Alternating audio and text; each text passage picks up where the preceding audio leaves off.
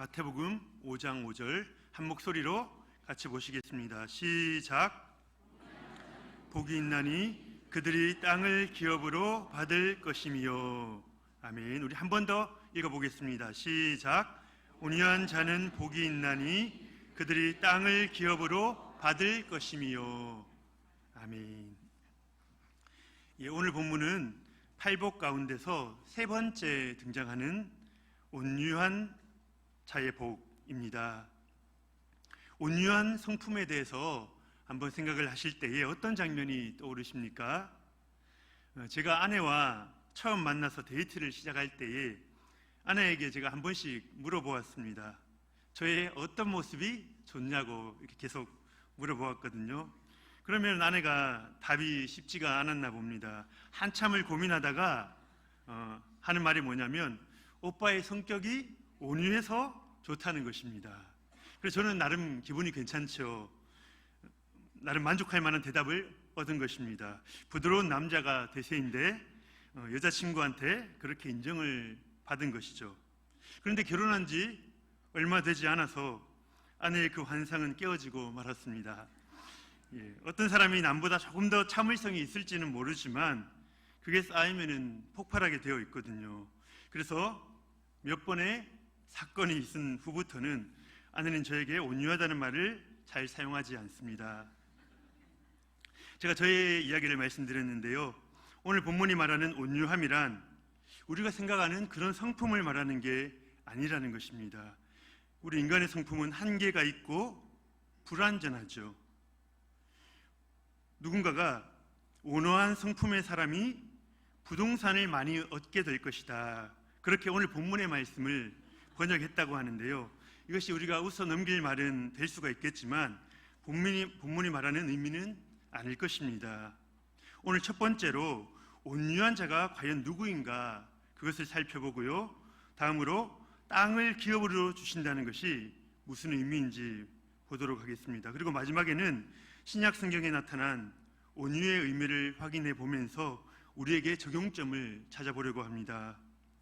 먼저 온유하다는 게 무슨 뜻인가 하는 건데요. 온유한이라는 오늘 본문의 헬라어 단어가 프라우테스입니다. 근데 여기에 상응하는 이제 구약의 히브리어 단어는 아나우라는 단어입니다. 구약 성경에 여러 번 등장하는데요. 이 단어는 원래 억압된 노예의 상태를 의미합니다. 노예의 비천한 상태를 말할 때 이 단어를 사용하는 것입니다. 여기서 현재의 온유라는 의미가 나왔는데요. 자기가 하나님의 비천한 종임을 알기에 하나님의 뜻에 완전하게 순종하는 상태, 그러므로 또한 이웃 사람에게 대하여 화를 내던가 우쭐거리지 않는 상태, 이것을 의미하게 된 것입니다. 보통 우리는 자기 자신을 상당히 높게 평가하죠. 믿지 않는 자들은 물론이고요. 믿는 우리들도 우리 스스로를 대단하게 생각할 때가 많습니다. 그래서 자신이 조금이라도 좋지 않은 대우를 받거나 불편한 상황이 되면 감히 나를 어떻게 보고 그렇게 이야기를 합니다. 입 밖으로 얘기하지 않는다고 할지라도 다들 마음속에서는 이미 그렇게 말하고 있는 거지요. 그러니까 화가 나는 것입니다. 앤드류 모레이라는 신앙의 선배는 온유를 이렇게 정의했습니다. 내게 일어난 일에 대해서 이상하게 생각하지 않는 태도, 즉 내가 좋지 않은 대우를 받았을 때에 내가 원래 하나님 앞에서 비천한 자임을 기억하고 그것을 있는 그대로 받아들이는 것을 이야기합니다. 억울한 대우를 우리가 받아들일 수 있는 이유가 무엇입니까? 나의 주인 되신 하나님이 그 문제를 책임지시고 해결하실 것을 믿기 때문이죠. 즉 온유하지 않은 자는 내 힘으로 반드시 이 문제를 해결하고야 말겠다, 그렇게 덤비는 자들이고요. 온유한 자는 주님, 제 힘으로 할 수가 없습니다. 주님 도와주세요. 억울한 상황에서도 하나님께 그 해결을 의탁하고 맡기는 자를 이야기하는 것입니다. 그래서 우리 그리스도인들에게 의미심장한 말이 있는데요. 문제를 해결하는 사람이 되지 말고 문제를 해결받는 사람이 되어라. 다시 한번 읽어드리겠습니다. 문제를 해결하는 사람이 되지 말고 문제를 해결받는 사람이 되어라. 그리스도인들은 내 힘으로 문제를 해결하는 자들이 아니라 하나님께서 해결해 주시는 것을 경험하는 자들을 말하는 것입니다. 이것을 온유라고 이야기하는 거죠. 그렇다면 성경 안에서 온유한 자의 모습을 한번 살펴볼 필요가 있는데요. 가장 먼저 우리는 하나님의 온유함을 볼 수가 있습니다. 우리 사무엘하 22장 36절 말씀 같이 한번 읽어보겠습니다. 시작. 주의 온유함이 나를 크게 하셨나이다. 아멘. 사무엘하 22장은 다윗이 사울의 손에서 구원받은 날에 지어서 불렀던 찬송이죠. 여기서 다윗은 주님의 온유함이 나를 크게 하셨다, 그렇게 노래하고 있는 것입니다. 우리가 하나님의 성품을 말하면서 온유함을 이야기하는 경우는 흔치 않은데요, 여기에 지금 그 기록이 나오고 있는 것입니다. 주님의 온유함이 나를 크게 하셨다. 어떤 의미일까요? 하나님 결코 약하신 분이 아니시죠. 전능하신 하나님이요 만왕의 왕 아니십니까? 소멸하는 불이시요 진노하시는 하나님이십니다. 그 누구도 하나님 앞에 온전히 설 수 있는 자는 없습니다. 하지만 하나님께서는 자신의 강한 성품을 감추시고 부드럽고 따뜻한 모습으로 우리를 품어주시는 것입니다. 하나님의 은혜요 자비인 것이죠. 이것이 우리가 하나님 앞에 오늘도 나올 수 있는 이유인 것입니다. 다윗은 자신이 사울과의 긴 싸움에서 이길 수 있었던 것은 자신의 힘이 아니었고 자신의 지혜가 아니었고 하나님이 자신을 부드럽게 돌봐주셨기 때문임을 알았던 것입니다. 아버지에게는 아버지로서의 권위가 있습니다. 자녀들이 아버지 앞에서 때로 장난을 치고 뒹굴고 놀더라도 아버지의 권위를 건들면 안 되는 거죠. 아버지로서의 대우를 받지 못한다, 그렇게 생각할 때에 엄청난 분노가 일어날 수가 있습니다. 제가 초등학교 3학년 때의 일인데요, 부모님 앞에서 고집을 피우는데 제 뜻대로 안 되는 것입니다. 그때 저는 어디서 그걸 생각했는지 모르지만 아버지 책장에 있는 책들을 다 꺼내서 던져버렸습니다. 그리고 나는 집을 나가겠다, 그렇게 큰 소리를 치고 밖으로 나온 거죠. 그런데 갈 데가 어디 있겠습니까? 그냥 집 근처에 이제 쪼그려 앉아 있는 것입니다. 근데 시간이 지나자 불안해지기 시작합니다. 저희 아버지가 상당히 무서운 분이셨습니다. 한 짓이 있으니까 오늘 제대로 혼나는 것은 아닌가, 두려움이 몰려오는 거죠. 한참 후에 아버지께서 나오시는데 두리번거리다가 저를 발견하고 저에게로 걸어오십니다. 저는 무슨 일이 일어날까 심장이 막 빨리 뛰기 시작하는 거죠. 그런데 아버지께서는 제 손을 잡으시더니 슈퍼마켓으로 들어가시는 것입니다. 그리고는 먹고 싶은 아이스크림을 고르라고 그렇게 이야기를 하십니다. 그날 아버지는 제가 한 잘못에 대해서 한마디도 하지 않으셨습니다. 저는 아이스크림을 먹으면서 다시는 이렇게 하지 않겠다고 혼자서 다짐을 한 거죠. 아버지의 권위를 말씀하시며 회초리를 드신다고 해도 말릴 사람이 없었을 것입니다. 하지만 아버지께서는 자신의 강함을 감추시고 저를 부드럽게 품어주셨던 것입니다. 다윗이 경험했던 것이 이것이 아닐까요? 하나님의 온유하심 속에서 다윗 또한 그 온유하심을 배우면서 커갔던 것입니다. 우리 성도님들 잘 아시잖아요. 압살롬의 반란으로 망명하는 길에 시므이라는 사람이 다윗을 저주합니다. 다윗에게는 그 한 사람 즉시 처리할 수 있는 군사들이 있었습니다. 하지만 다윗이 어떻게 합니까? 하나님께서 저것도 허락하신 것이다, 그 처분을 하나님께 온전히 맡기는 것이죠. 이것이 다윗이 하나님께로부터 배운 온유함이 아니었을까 생각이 듭니다. 두 번째로 우리는 예수님의 온유함을 알아야 합니다. 마태복음 11장 29절 우리 한 목소리로 같이 보겠습니다. 시작.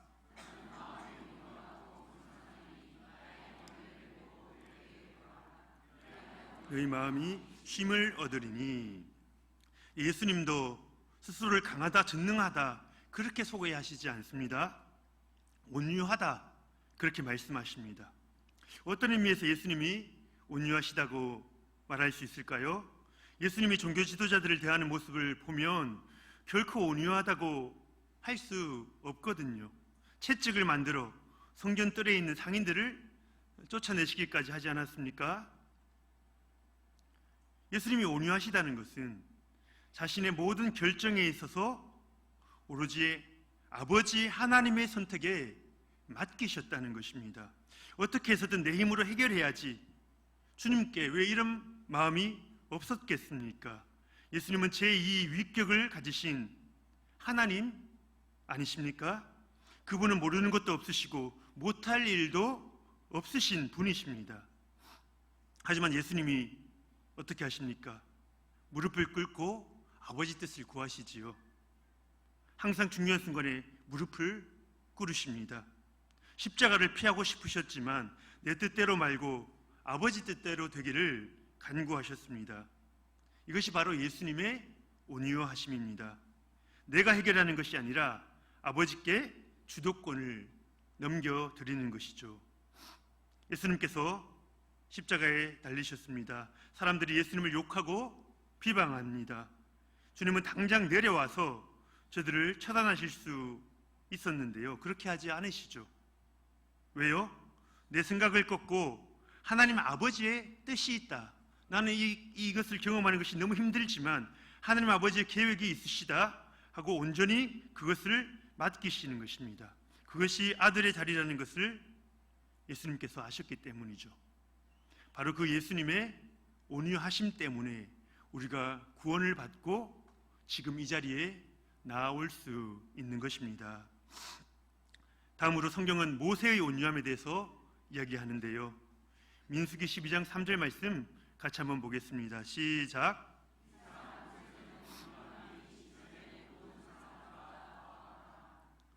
모세가 온유했다는 것을 우리가 어떻게 이해하면 되겠습니까? 우리가 잘 알듯이 모세가 원래 온유한 성품이 아니었습니다. 오히려 다혈질에 가까웠죠. 동족 이스라엘에 대한 열정으로 가득 차 있었는데요. 동족을 자기가 보호하기 위해서 이집트인을 쳐 죽입니다.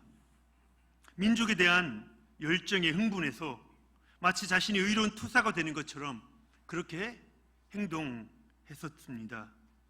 그리고 또 모세는 백성들이 금송아지를 만들 때에 흥분하죠.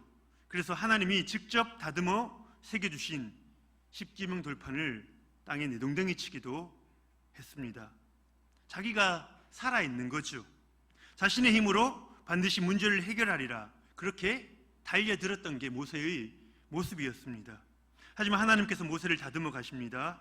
모세는 자신이 리더라고 생각했거든요.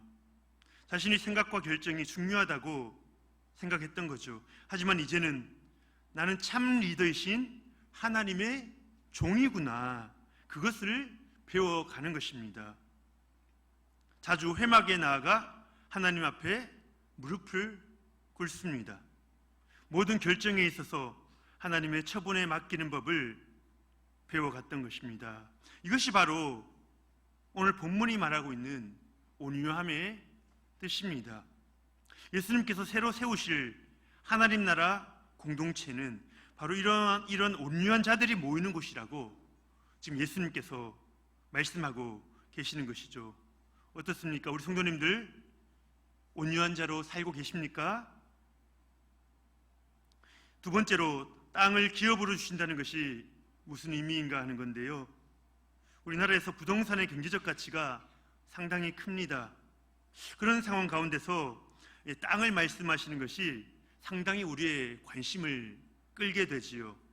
땅 부자라는 말이 있지 않습니까? 땅만 있으면 인생이 편다. 지대를 받고 임대료만 받으면 일 안 해도 잘 살 수 있다. 우리가 그런 이야기들을 하기도 하는데요. 여기서 말씀하시는 땅의 의미는 그런 것이 아닙니다. 땅의 의미가 성경 전체에서 어떻게 흘러가고 있는가, 이것을 이해할 필요가 있습니다. 처음 에덴 동산도 하나의 땅이라고 볼 수 있습니다. 하나님의 통치가 있는, 하나님의 복이 가득 찬 장소인 것이죠. 그런데 인간은 범죄함으로 그 땅을 잃어버렸고 이제는 땅을 헤매고 다니는 자들이 된 것입니다. 하나님께서 그런 인류를 구원하시기 위해서 이제 구원 역사를 시작하시면서 가장 먼저 아브라함을 택하시는데요. 그에게도 가장 먼저 땅을 약속하고 계십니다. 우리 창세기 12장 1절 말씀 같이 한번 보겠습니다. 시작.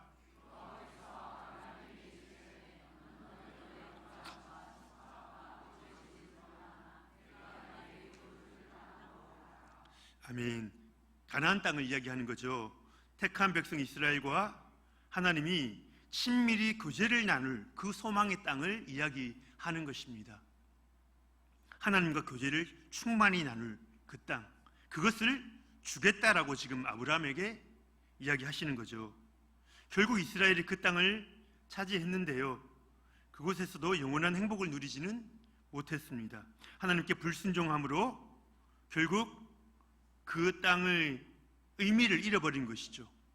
그 땅을 잃어버리고 바벨론의 포로로 끌려가고 맙니다. 이러한 상황들 가운데 지금 예수님이 역사 가운데로 들어오셔서 이스라엘 땅에 와 계신 것입니다. 그리고 온유한 자에게 땅을 주겠다 말씀하시는 거죠.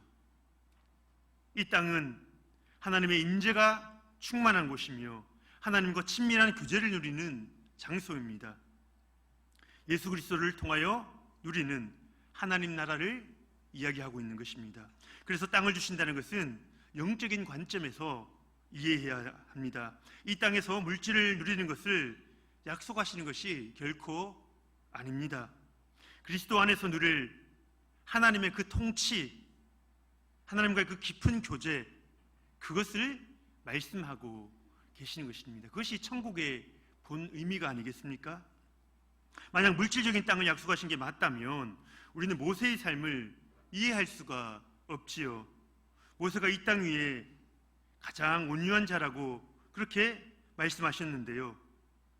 근데 그러니 그가 가나안 땅을 차지하고 그 땅에 들어가는 게 맞지 않습니까? 하지만 하나님은 그 땅을 바라보게만 하시고 들어가지 못하게 하십니다.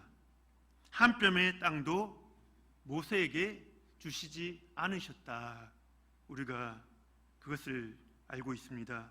대신 모세는 그 온유함으로 이 땅에서 하나님의 온전한 통치를 누렸던 것입니다. 하나님의 친구다, 그런 말씀을 들으면서 이스라엘 백성 그 누구도 하나님 앞에 서지 못할 때에 모세는 하나님과 깊은 교제를 누리며 이 땅에서 하나님과 함께 했던 것이죠. 그의 기도를 들으시고 하나님이 일하셨던 것이죠. 모세에게 알리지 않고서는 내가 일하지 않겠다, 그렇게 하나님께서 하셨던 것입니다. 이제 이 시간 마지막으로 신약 성경 속에서 이제 온유함의 적용 사례를 한 두 가지 살펴보고 마무리를 지으려고 합니다. 먼저 갈라디아서 6장 1절 말씀 함께 보겠습니다. 시작.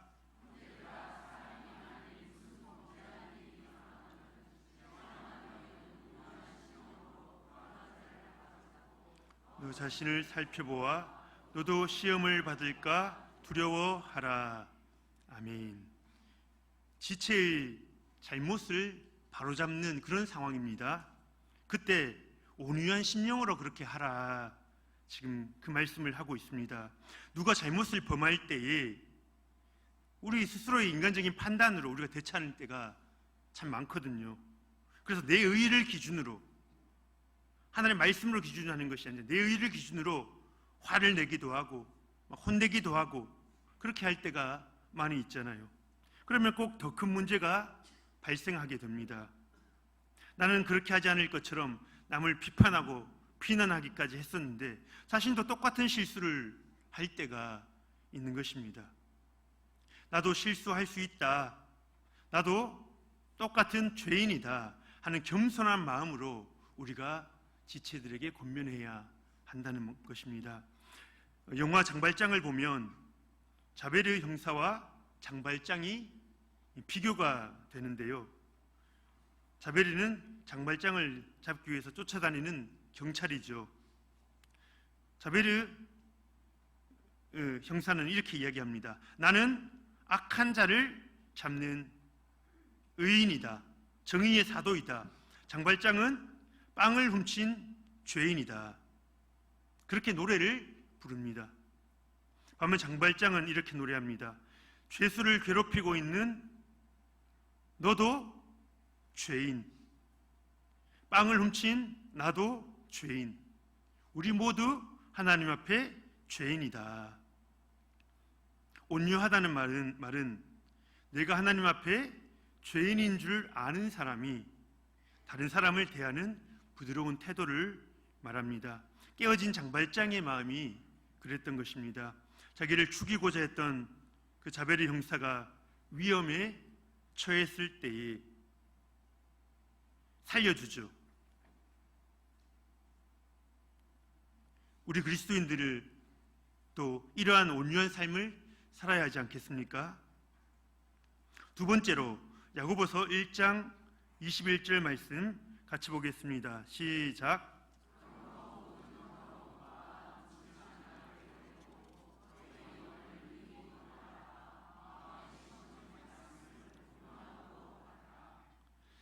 말씀을 받는 자세를 설명하면서 온유함으로 받으라. 너의 고집과 판단을 내려놓고 말씀 앞에 서라. 말씀을 공손히 받으라. 그렇게 지금 말하고 있는 것입니다. 시편 25편 9절은 이렇게 말씀하고 있습니다. 온유한 자를 정의로 지도하시며 온유한 자에게 그의 도를 가르치시리로다.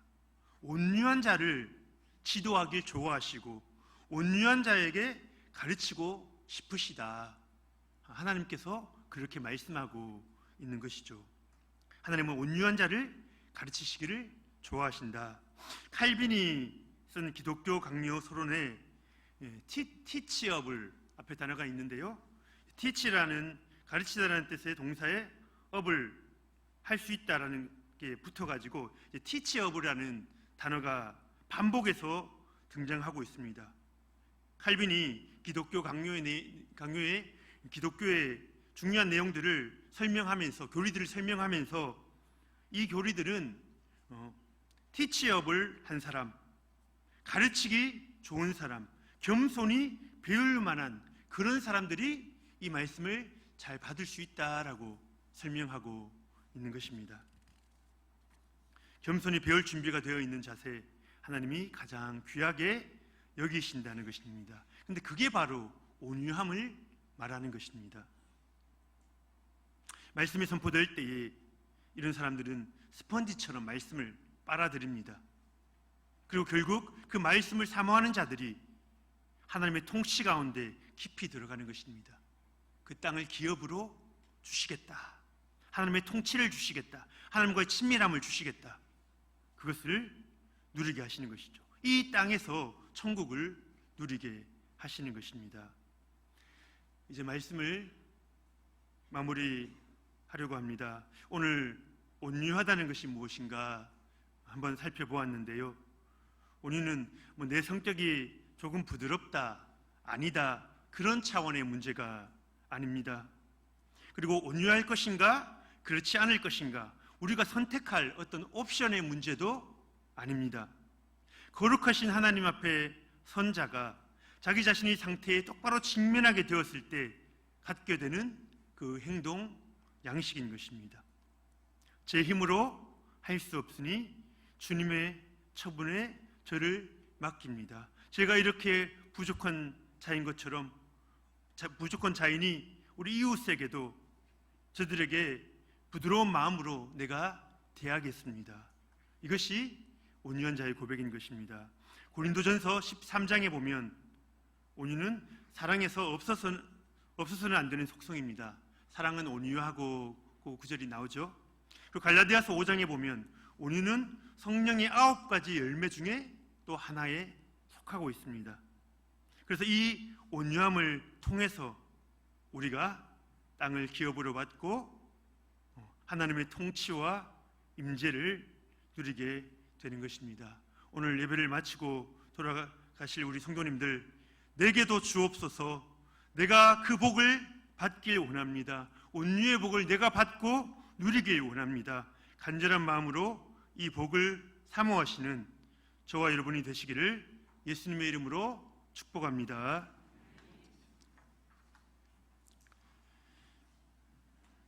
하나님 아버지, 감사합니다.